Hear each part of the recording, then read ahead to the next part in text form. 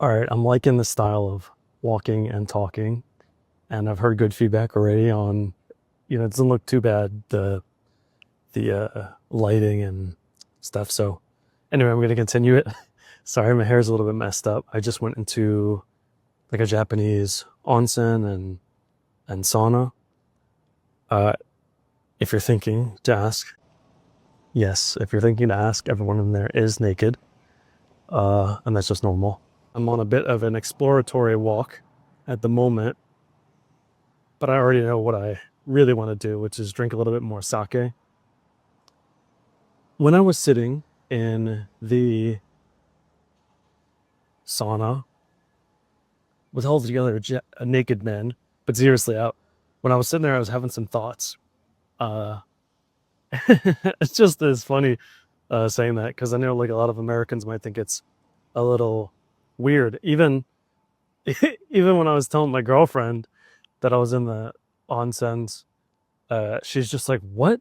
Everyone's actually naked?" Like it was surprising for her too. And but anyway, they have a TV in there, like in the sauna, and it's like playing golf. So I'm looking at the golf and I'm just like kind of in and out of actually watching it and then having thoughts. And so some of my thoughts are around the culture in different places. There's three that I'm thinking of just at the moment, or that I was really thinking about in there. So Japan, Vietnam, and let's just say Latin America, because you could do multiple countries there, but let's just talk about a few different of the pieces of culture in those places. One thing I'm thinking about it is Japan has this study culture. It's a really strong study culture. So much that it is pervasive in being out and about. You can see it in TV shows and movies. There's constantly something going on with work and study, and you'll often see some child studying, whether you're in a coffee shop, whether you're watching a movie or a TV show or something in Japanese, or even an anime. You're usually going to see studying somewhere in it because it's such a part of the culture.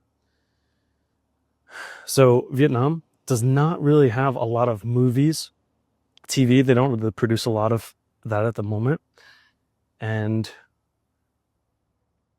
the movies that they do make are mainly horror movies. It's about the spirits because they really believe in spirits. A lot of Vietnamese people are not very religious, but their religion, so to speak, is believing in the ancestors, the spirits. There's spirits around the house in different areas, and then also the ancestors.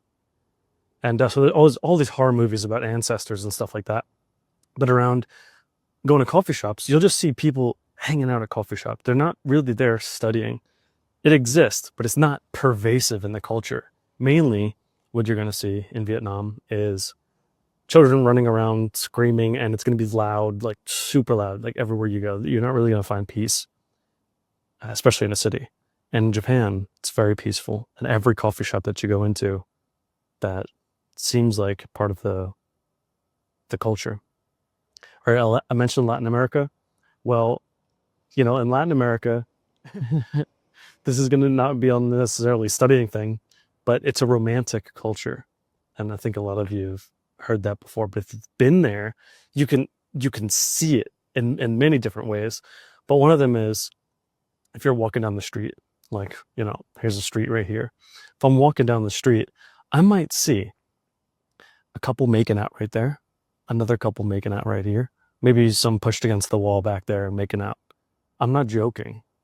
Okay, like I'm not like trying to overstate it. I remember being in different places. Well, I'm specifically thinking about Mexico at this moment. In Mexico, in Mexico, and just walking down the street and seeing like people making out constantly everywhere. Not to mention how it is if you go to like a bar or nightclub and they get really, really close with each other and stuff. And so that's pervasive in the culture. Here, you try to show some like physical affection. It's like, what? What do you like? No, people are really like, to themselves. And wherever you are, that culture affects your mindset.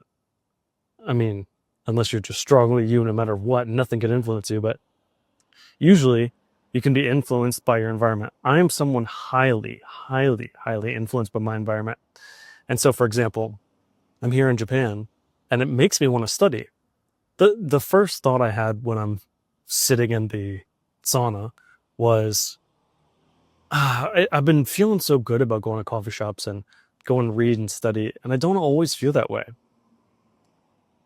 There's many places that I've been that I don't feel that way, and I like it. It's like it's being inspired. It's one of the reasons why I like coming back to Japan. I feel inspired here. I'm making all these videos here. I'm talking about these interesting thoughts. My mind's just in some other environment. It might not come out. I like the way it's coming out here. And I go to coffee shops. I want to study.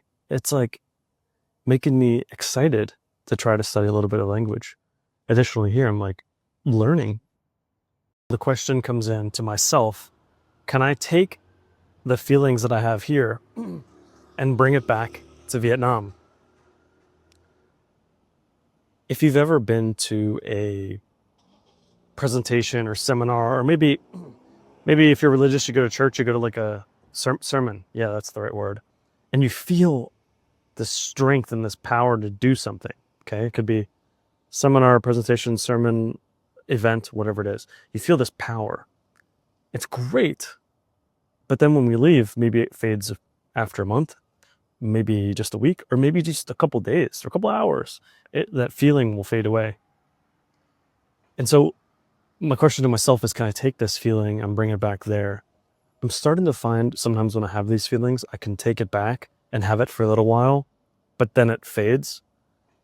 And I'm starting to feel like, because the big city of Saigon isn't necessarily for me, but I still got to be there at the moment, that I need to be traveling a little bit more to feel these other environments and bring that back with me, because that will get me inspired and I'll keep that inspiration for a little amount of time. So already while I'm here, I am doing a little bit of research on the coffee shops or the places, the things that I should do.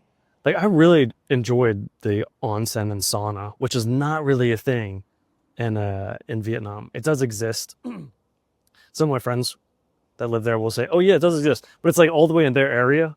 I could go there for it, but I'm not, I don't always want to drive like 30 minutes. It would be great if it was close by.